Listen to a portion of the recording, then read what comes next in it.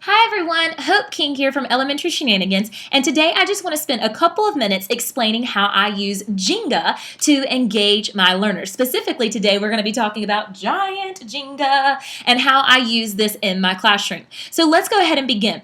Before I even talk about how I set this game up, one thing I do want to mention is that as teachers, we have to be really careful whenever we're incorporating games into our classrooms. For example, whenever I would play Jeopardy with my students, I would put them into groups of 5 or 6, and I would give them a whiteboard and I would tell them, think of the answer together and collaborate, and then let's talk about what you came up with. Well, we all know as teachers what actually happened during that time. One student, the smartest student in the class or the smartest student in that skill, they were answering all the questions while the other students were having 20 or 30 minutes just to sit there and enjoy life, to kind of sit back, relax, and watch things happen. So we definitely do not want that to occur with our students. So we have to be very careful that we arrange games and create them in such a way that no student ever has time or a chance to become invisible. So when I talk about Jenga today, you're going to see how I created this game and I really thought it through before I played it with my kids, to make sure that every single student is accountable for their learning and for what they're practicing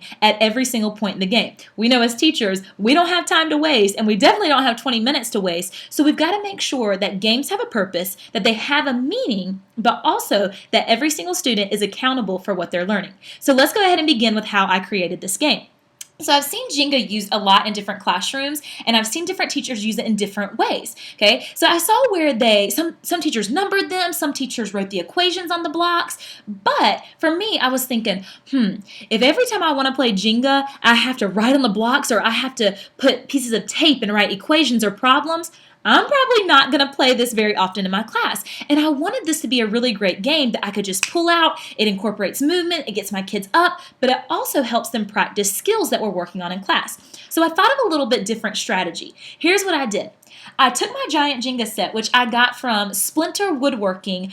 They're an Etsy shop, and they were so wonderful about helping me out with this. You could also build this if you're a really skilled carpenter. However, I am not that. So I had Splinter Woodworking create this for me, and they actually make these, so you can purchase them from Splinter Woodworking. But when I got it, I said, I've got to think of a way to kind of separate these blocks so that they actually mean something. So that's exactly what I did. I divided my blocks into 9 colors. So let me actually take a little block down so you can see what this looks like. And I just took acrylic paint and I painted the edges. Oh, let me get this in the center for you. I painted the edges of the blocks a specific color.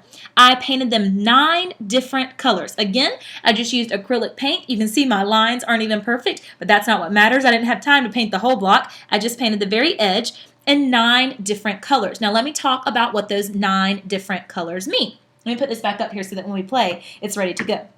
So each color correlates to a specific question. So if you look here at this worksheet, I have divided, it's just simple math equations, but I have divided them up into 9 groups. So here's what happens. Say a student wants to move this pink block right here. This is the piece that they actually want to move for the game.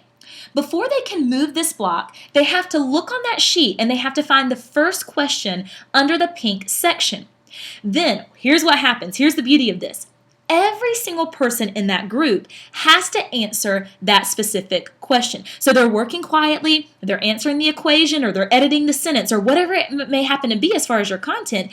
Every single person has to answer that question before this block right here is moved.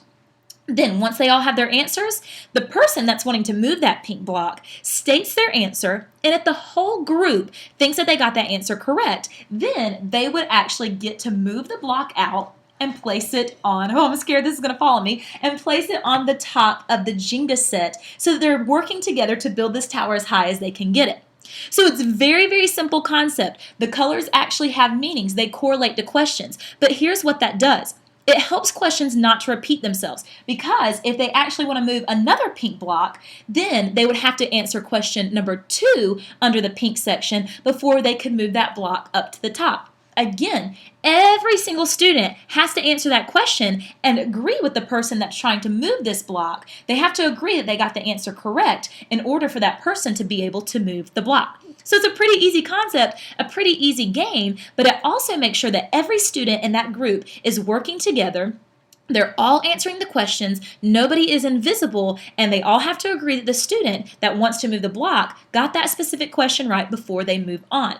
This is a great way to differentiate questions. This is a great way to include different concepts within one game. But again, it's very rigorous, it has students working towards a common goal, it keeps them accountable, and it's definitely not a waste of your time. So that's all it is. Super easy to create, super easy to change, because when you want to play it for a different skill, you just update that sheet and you make sure that it has different questions for different colors, and every single group gets the same exact sheet and they're all working together. I also did this with smaller versions, so I actually have 4 of these larger games and then I have 12 of the smaller Jenga sets, and this is going to actually be kind of an incentive where students work to get to play the giant Jenga game.